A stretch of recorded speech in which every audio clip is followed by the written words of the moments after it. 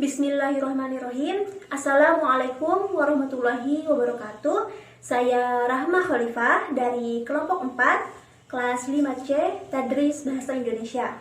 Baik, langsung saja.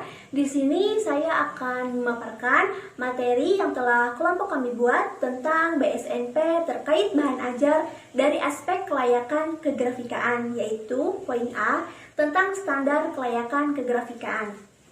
Kata kegrafikaan atau grafika diturunkan dari bahasa Inggris graphic yang seringkali diidentikan dengan cetak-mencetak, printmaking, atau desain komunikasi visual. Hal ini sesuai dengan penjelasan Arifin tahun 2009 bahwa ilmu grafika adalah cabang ilmu desain yang mempelajari presentasi visual media atau buku teks dengan memanfaatkan rupa atau elemen-elemen visual berbasis gambar, simbol, ilustrasi, dan teks. Lebih lanjut dijelaskan Supriyadi tahun 2000 bahwa kegrafikan buku teks dimaksudkan untuk menyampaikan pesan informatif, persuasif, bahkan komersil. Supriyadi tahun 2000 menyatakan bahwa komponen kegrafikan adalah tipografi, desain, tata letak atau layout, komposisi, warna, ukuran, dan kualitas cetakan sebuah buku. Pendapat Supriyadi tersebut hampir mendekati standar kelayakan buku teks yang ditetapkan BSNP dan Pusat Perbukuan, yakni desain sampul buku, desain isi buku, dan ukuran buku. Nah, berdasarkan pengertian tadi, kelayakan kegrafikaan dapat diartikan sebagai kepatutan, kepantasan suatu buku teks dari segi kualitas cetakan yang berkaitan dengan desain, tata letak, ukuran, dan warna buku teks. Mungkin itu yang dapat saya sampaikan, kurang lebihnya mohon maaf. Wassalamualaikum warahmatullahi wabarakatuh. Baik. Saya di sini akan melanjutkan materi pertama, yakni membahas mengenai standar kelayakan kegrafikan menurut BSNP. Menurut Mulyahadi, pada tahun 2014, buku teks itu seharusnya memenuhi kriteria baik dan benar.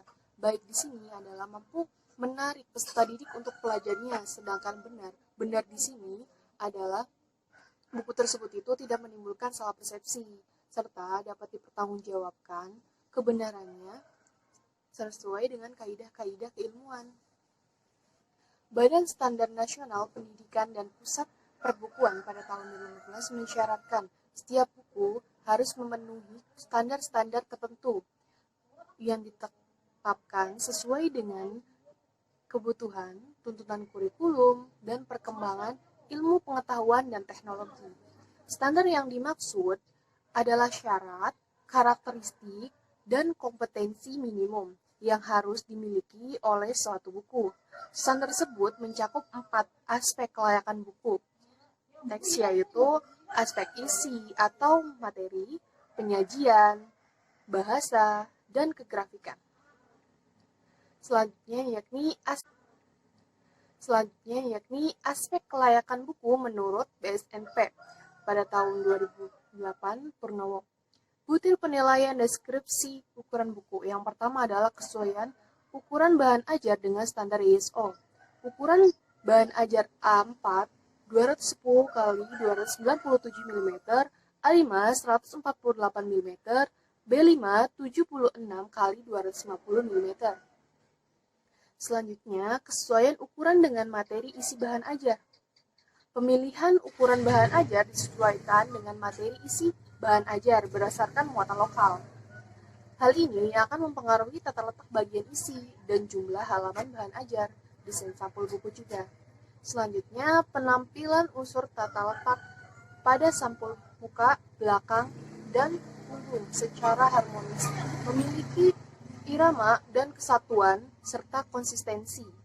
Desain muka, sampul muka, punggung, dan belakang merupakan suatu kesatuan yang utuh.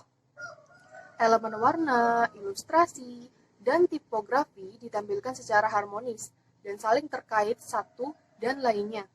Adanya kesesuaian dalam penempatan unsur tata letak pada bagian sampul maupun isi bahan ajar berdasarkan pola yang telah ditetapkan dalam perencanaan awal bahan ajar. Selanjutnya, yakni menampilkan pusat pandang atau central point yang baik. Sebagai daya tarik awal dari bahan ajar yang ditentukan oleh ketepatan dalam penempatan unsur materi, desain yang ingin ditampilkan atau ditonjolkan di antara unsur materi desain lainnya, sehingga memperjelas tampilan teks maupun ilustrasi dan elemen dekoratif lainnya. Selanjutnya yakni warna unsur tata letak harmonis dan memperjelas fungsi.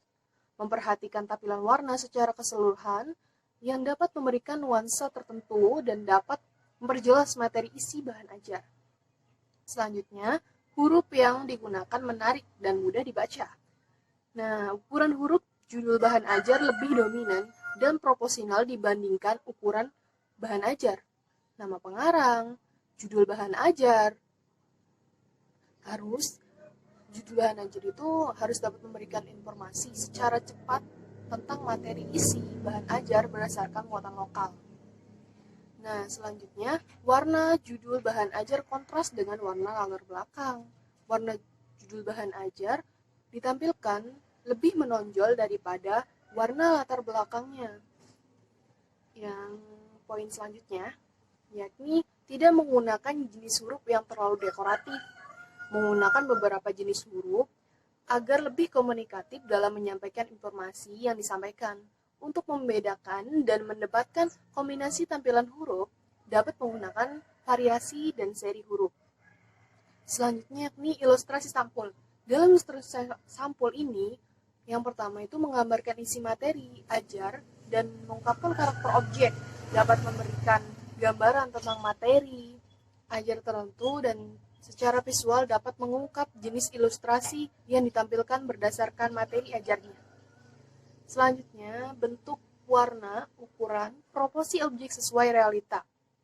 Ditampilkan sesuai dengan bentuk, warna, dan ukuran objek sehingga tidak menimbulkan salah penafsiran maupun pengertian peserta didik. Misalnya, atap gedung dengan ukuran yang sesuai, warna yang digunakan sesuai, sehingga tidak menimbulkan salah penafsiran atau pemahaman. Desain isi buku. Selanjutnya yakni tata letak atau layout. Dalam tata letak atau layout ini, yang pertama ada penempatan unsur tata letak konsisten berdasarkan pola. Selanjutnya penempatan unsur tata letak judul, subjudul, kata pengantar, daftar isi, ilustrasi, dan lain-lain pada setiap awal kegiatan konsisten. Selanjutnya penempatan unsur tata letak pada setiap halaman mengikuti pola, tata letak, dan irama yang telah ditetapkan. Selanjutnya pemisah antar paragraf jelas. Susunan teks pada akhir paragraf terpisah dengan jelas.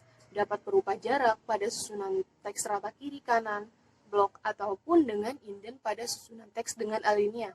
Terima kasih. Selanjutnya akan dilanjutkan ke materi yang ketiga.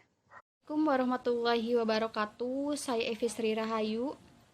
Di sini saya akan melanjutkan materi yang telah disampaikan oleh Syifa Fauziah, yakni tentang standar kelayakan kegrafikan menurut BSNP. Nah, di sini saya akan membahas poin 10 sampai ke bawah. Poin 10 yakni unsur tata letak harmonis. Nah, di dalam unsur tata letak harmonis itu terdapat 3 poin. Poin yang pertama itu bidang cetak dan margin proporsional. Penempatan unsur tata letak judul, subjudul, teks, ilustrasi, kemudian keterangan gambar, nomor halaman pada bidang cetak proporsional. Yang kedua, margin 2 halaman yang berdampingan dengan proporsional. Nah, susunan tata letak halaman berpengaruh terhadap tata letak halaman di sebelahnya. Kemudian, yang terakhir, spasi antara teks dan ilustrasi sesuai. Ini tuh merupakan kesatuan tampilan antara teks dengan ilustrasi dalam satu halaman. Kemudian, poin yang ke-11 yakni unsur tata letak lengkap.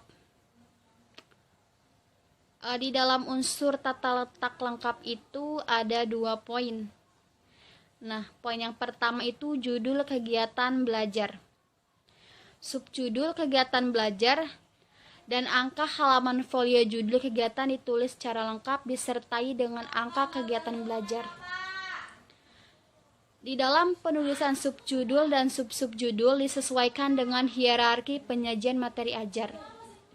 Penempatan nomor halaman disesuaikan dengan pola tata letak. Kemudian yang kedua, ilustrasi dan keterangan gambar atau caption mampu memperjelas penyajian materi baik dalam bentuk, ukuran yang proporsional, serta warna yang menarik sesuai objek aslinya. Keterangan gambar legenda ditempatkan berdekatan dengan ilustrasi dengan ukuran lebih kecil daripada huruf teks. Yang ke-12 yakni tata letak mempercepat halaman. Nah, di dalam tata letak mempercepat halaman itu terdapat 2 poin. Yang pertama, penempatan hiasan ilustrasi sebagai latar belakang tidak mengganggu judul, teks, angka, halaman. Halaman menempatkan hiasan ilustrasi pada halaman sebagai latar belakang jangan sampai mengganggu kejelasan penyampaian informasi pada teks, sehingga dapat menghambat pemahaman peserta didik. Poin yang kedua yakni penempatan judul, subjudul, ilustrasi, dan keterangan gambar. Judul, subjudul, ilustrasi, dan keterangan gambar ditempatkan sesuai pada pola yang telah ditetapkan sehingga tidak menimbulkan salah interpretasi terhadap materi yang disampaikan. Kemudian yang ke-13 yakni tipografi isi bahan ajar sederhana. Nah, di dalam tipografi isi bahan ajar sederhana itu terdapat 5 poin. Poin yang pertama, tidak menggunakan terlalu banyak jenis huruf. Menggunakan beberapa jenis huruf sehingga tidak mengganggu peserta didik dalam menyerap informasi yang disampaikan. Untuk membedakan unsur teks dapat mempergunakan variasi dari seri huruf dari suatu keluarga huruf. Kemudian poin yang kedua yakni penggunaan variasi huruf. Di dalam penggunaan variasi huruf kita bisa menggunakan bold, italic, all capital, small capital, tidak berlebihan. Nah, ini tuh digunakan untuk membedakan jenjang hierarki judul dan subjudul serta memberikan tekanan pada susunan teks yang dianggap penting dalam bentuk tebal atau miring. Kemudian poin yang ketiga yakni lebar susunan teks normal. Nah, ini tuh sangat berpengaruh atau sangat mempengaruhi tingkat keterbacaan susunan teks. Kemudian yang keempat, jumlah perkiraan untuk buku teks antara 45 sampai 75 karakter, sekitar 5 sampai 11 kata termasuk tanda baca, spasi antar kata, dan angka. Untuk bahan ajar sendiri tidak terlalu terikat dengan ketentuan lebar susunan teks. Spasi antar baris susunan teks normal. Jarak spasi tidak terlalu lebar atau tidak terlalu sempit sehingga mempermudah dalam membaca. Kemudian yang terakhir, spasi antar huruf kerning normal. Ini tuh mempengaruhi tingkat keterbacaan susunan teks tidak terlalu rapat atau renggang. Kemudian yang ke-14 yakni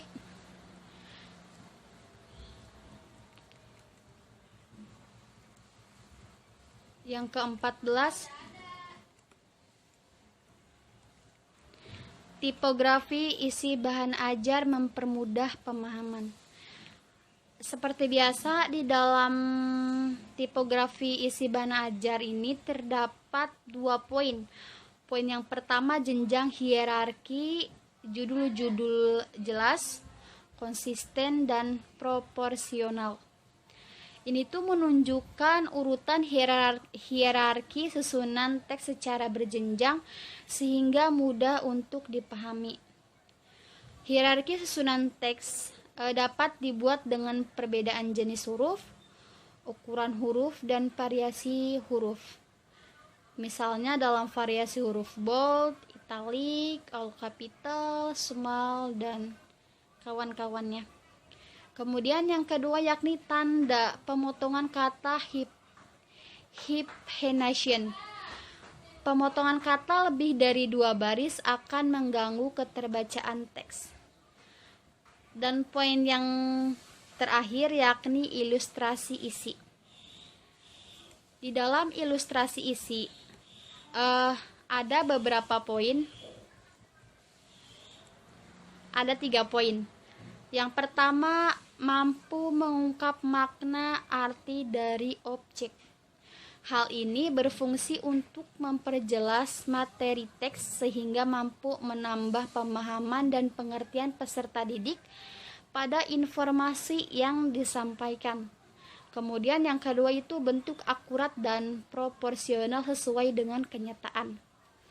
Bentuk dan ukuran ilustrasi harus realistis dan secara rinci dapat memiliki gambaran yang akurat tentang objek yang dimaksud. Bentuk ilustrasi harus proporsional sehingga tidak menimbulkan salah tafsir pada peserta didik. Kemudian yang terakhir yakni kreatif dan dinamis. Menampilkan ilustrasi dari berbagai sudut pandang dan mampu divisualisasikan secara dinamis yang dapat menambah kedalaman pemahaman dan pengertian peserta didik. Selanjutnya akan disampaikan oleh Saudara Sigit Prayogo. Terima kasih. Wassalamualaikum warahmatullahi wabarakatuh. Assalamualaikum warahmatullahi wabarakatuh. Bertemu lagi dengan saya Sigit Prayogo. Ya, apa kabar teman-teman semua ya? Kita membendung rindu tak bertemu. Oke, kali ini bagian C, kelayakan kegrafikan ICBI tahun pelajaran 2017-2018. Ya, apa itu ICBI? ICBI itu adalah Insan Cendekia Bahasa Indonesia. Oke, bahwa menurut Asturi tahun 2017 bahwa ini merupakan perihal kepantasan presentasi visual, yaitu teks mempertimbangkan elemen-elemen visual seperti tipografi, desain, tata letak, kemudian komposisi warna dan kualitas cetakan buku. Ya, itu menurut Asturi 2017. Selanjutnya nih, ya, bahwa penilaian kelayakan ini mencakup luar dan dalam buku teman-teman semua. Nah, yang pertama ini ada layout, ya. Layout ini yaitu bagian sampul teman-teman. Bagian sampul ini tampilannya itu tata letak sampul depan, kemudian ada bagian belakang buku, ya. Ini jilidnya itu bersambung. Kemudian ada tipografi sampul, yaitu ukuran huruf pada judul utama, yaitu lebih besar dibanding anak judul dan nama penerbit. Itu kemudian ada ilustrasi sampul. Ilustrasi sampul ini yaitu gambaran di depan buku ini yang menggambarkan isi buku teman-teman semuanya. Ya, saya rasa teman-teman paham. Ilustrasi gambaran, contoh nih, gambaran buku ini menggambarkan isi bukunya apa. Gambarannya anak-anak, pasti isinya tentang anak-anak, ternyata wah bukan, kosong. Nah, ini bukan. Ini sebagai contoh gambaran saja yang depan. Kiranya kalau buku ICBI itu menggambarkan dalamnya yang demikian. Kemudian ada detail dan komposisi warna sampul, bahwa ini suatu yang estetis ya, warna dalam ICBI, Insan Cendekia Bahasa Indonesia. Oke, yang kemudian ada tata letak isi buku. Nah, ini ICBI ini yaitu tata letaknya judul, ada judul bab, subjudul bab, yaitu ada angka halaman. Kemudian ada tipografi isi buku, yaitu menggunakan huruf Times New Roman, kemudian ukurannya 12, judulnya 16, ya, 16 ukurannya, 16 poin. Kemudian ada ukuran buku. ICBI ini secara standar itu sudah disepakatkan oleh BSNP, Badan Standar Nasional Pendidikan. Kiranya seperti itu penjelasannya teman-teman, ya. Sambil menjelaskan dan sambil membaca ulang, itu saja dari Saya Sigit Prayogo, salam mahasiswa. Sekian, assalamualaikum warahmatullahi wabarakatuh.